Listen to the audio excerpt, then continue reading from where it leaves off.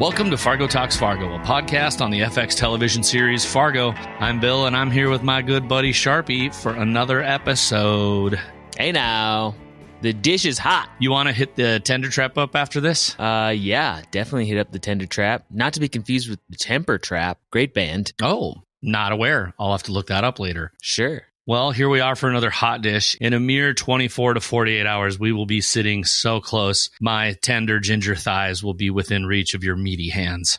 That's right. I will be in the belly of Fargo. Goodness. In less than 24 hours, like 18 hours. Safe travels. Yeah, I'm on the smallest plane I've ever flown to Fargo in, which is 10 rows. 3 seats per row. 30 people. Really? Even for a Fargo flight, that's small. I'm going to...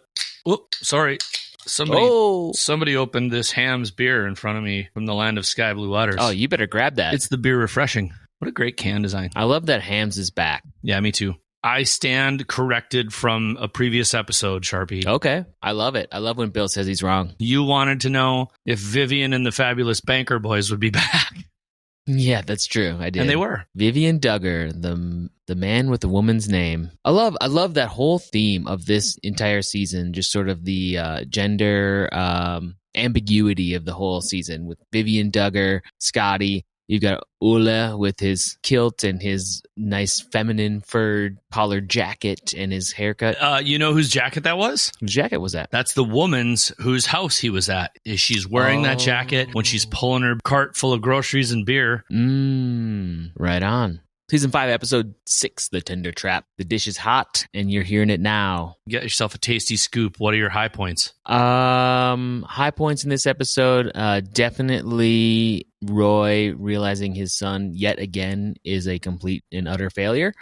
Loved seeing Wayne Lyon on the TV, seeing that little commercial, and then it clicked right away. As soon as I saw Roy watching that commercial, I was like, oh, he's going to know that Seymour Butts isn't the right guy. Seymour Butts. I know his name's Seymour. I forgot his last name. Mr. Seymour, as they refer to him. Yes, they do. I wrote the same thing in my notes, my quick notes I was taking, which was Roy's going to realize it's the wrong guy. And then we've got some quid pro quo action here going on between Deputy Olmsted and the feds, and then immediately following after that, another tit for tat from Lorraine. So I liked that it was going into that a little bit. Also kind of a political nod, maybe you might say, because that was also big at that time in politics. People kept saying quid pro quo, nothing burger, blah, blah, blah. So I don't know if that was a nod to politics while they were watching Donald Trump on the TV, but liked that. I liked the quid pro quo tit for tat stuff between multiple different parties. That always leads up to a nice little climax there. So that was a high point for me. What about you? I think my two biggest takeaways from this, if we can just kind of like give the good high gloss points, were I did like that a lot. I liked real quick little point that there was a tiger on the wall in the background, and Frosted Flakes is Tony the tiger, which Scotty said she was eating at breakfast. We find out that Lars is not just an idiot, but he's also just a full-blown shitbag. Oh, like he just kept going and going and going. And my only note was Lars is a piece of shit. Because I just like what am I going to write about this? What are we going to talk about? Like that just sums it up. Like, dude, oh my God. He is Roy, but just without power. He has nothing. I mean, Roy is at least good at what he does. Sort of shocking moment of the show was watching Roy hit his current wife. Was just like, oh God damn, Roy, you know, and cut his ear, of course. It is tough. It was a very interesting juxtaposition of I'm going to hit a woman and oh my God, you're about to use the napkins from my mother, a special woman. And it's like, well, did you hit your mom if she got a little blood on the napkin? You dick. The biggest takeaway for me in this, a lot outside of the big, you're right, with the lots of quid pro quos, lots of trading, lots of things, was I currently, at least in this episode and maybe the season, I'm really seeing the not only not parallels or mirroring of different parts of people in other people, but I'm feeling a lot more like Indira has been kind of just sitting back in the pocket.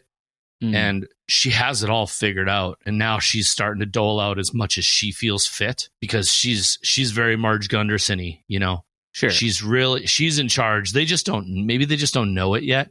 Even more so than Dot / Nadine, right? Because she's even like, you know what? I can't keep this kid. I've held up a certain amount of this bargain, but I got to take the kid somewhere.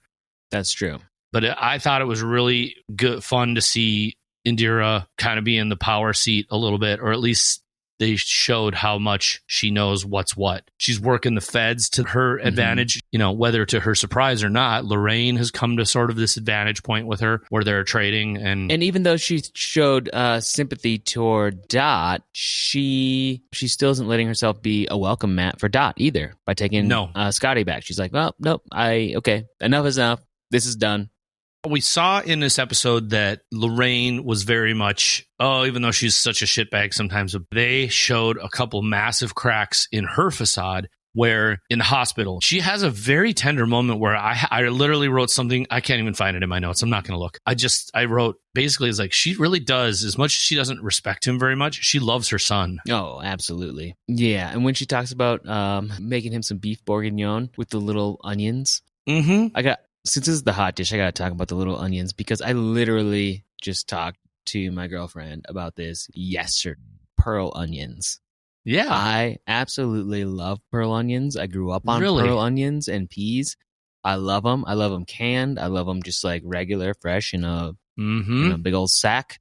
You got to peel them. That's the thing, but it's kind of therapeutic in a way. I don't know how popular pearl onions are, but I think they're just a gem. Do you eat pearl onions? It hit a note with me. I have Irish descent, and so St. Patrick's Day lives very large in my family. Always has, always will. I don't know if or when my mother stopped putting just regular onions in the corned beef when we would cook it. Maybe it was just time, but 2 jars, pearled onions goes in. Yeah. Amazing. I can't believe I haven't had pearl onions in like a couple years and I miss them. And I was talking to Audrey about that. And I was like, you know what? We got some hamburger. We should get some pearl onions and some macaroni and literally make a hot dish. Charpie, I have them every year, sometimes more because I don't think corned beef is just for St. Patrick's Day. That's right. I have been told more than once by my spouse, we don't need any more corned beef brisket because she'll look in the garage freezer and be like, Bud, how many are out there? I'm like, it was on sale. Just lay off. There's like 5. Shut up. Have you ever made your own corned beef? No, I've thought about it, but that's that whole conversation many years ago with a friend who is nominated for a James Beard. And I asked him once about making his own like may ploy type sauce for an Asian dish he was making. He's like, why? You think I can make it better? And I just thought, you know what? There's a lot of people who make corned beef and they do it pretty goddamn well. Yeah, it takes like a week. Eventually, I'm going to get, I'll go get the whole saltpeter and do the business. But you're right. Like wow, this is hot dishy. This is so hot dish right now. I have Ivan Orkin's Ivan Ramen cookbook, and the whole cookbook is one ramen recipe. I know this is a hot dish, but just bear with me. Ramen's a hot dish. It is of a different culture. His cookbook, the entire cookbook is essentially one recipe, and it's a whole cookbook. He's like, I'm going to give you my entire secret sauce because guess what? It's the entire book and you're never going to do it. Yeah. Okay. Here ends the food session. Sure. Well, it's a hot dish we had to do. But we see the cracks in Lorraine. She loves her son. And there is a super moment where she realizes she sees Scotty in the house and she turns off usual Lorraine and she is smiling pretty ear to ear to my recollection. But she sees her, and then the minute she realizes Indira is there, she sort of has to be like, boom, I'm stonewalled again. Her face changes. She's like, oh, come into my office. And then I think we see a further softening of who she is after she gets the business from Indira. And she opens that folder at the end of the show. Interesting proposal, though. She gives Indira a job offer. And what do you think? You think she'll take it? I'm really torn on that. I think I want to rewatch it and think about it a little. My gut reaction is I just don't know. I don't know if she wants to work for a woman like Lorraine unless she were to change. I think if someone, I think she respects Dorothy, and I think she realizes obviously what they reflect in each other, but I just don't know. I don't know if that's her. I don't think she's a woman interested in what was truly offered to her wasn't just money. It was be above and push around these men. I think there's a certain amount of respect that maybe she has for her job. Because if she didn't, she wouldn't be doing what she's doing. She is currently protecting and seeking aid for Dorothy and Nadine, and then she's also seeking to correct the wrongs of things that were done to the things who have done them. I just don't think she completely trusts anyone yet. I think the only person she's eventually going to trust is Whitfar. Which we didn't see this episode. I'm bummed. I miss him already. Yeah, and then, like you said, Lorraine opens that case file and sees the hell that Dot went through. The 6 levels of hell. The 6 levels of hell. Yep. Under Tillman. So newfound respect, perhaps, for this woman. Mm-hmm. Ooh, we also opened and closed in the at the tender trap, and I'm going to think about this when we watch this. Like, what is the tender trap? And I don't mean the strip club. I mean, is somebody laying a trap for somebody right now?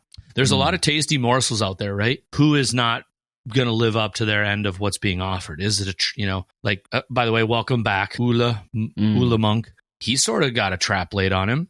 Come for the money. Right. We want you to do something, and now Gator's kind of. He's tracking him now. Now, I think he knows. And then shout out to the just total return of the kick-ass drums. Yeah. Well, we had to watch the show in an interesting manner tonight because I couldn't get my streams to work. We didn't do anything to break the law. No. Hey, I pay for this show in like 3 different ways. And oh my God, for some reason, they like stupid? to air it in Denver like 10 hours later than everybody else. Anyway, so Bill points a camera at his TV and we watch it together in Bill's cozy little living room. And the interesting thing about that is that... Except we did not speak the entire time. So there was no talking. So we're watching it over like Zoom or whatever. And all of these streaming apps or all of these video conferencing apps cancel out sound.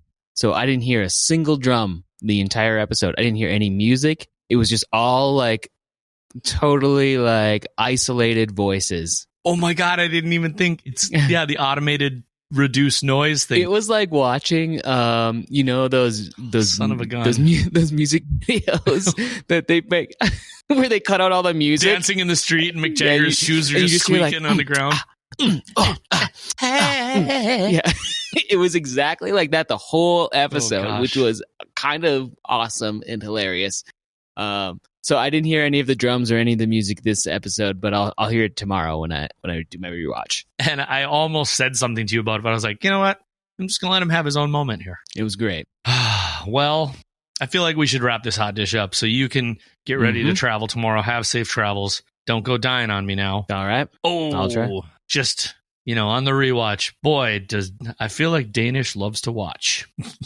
Rewatch. Maybe. Look at his face after they cut to him after Lorraine's done on the phone.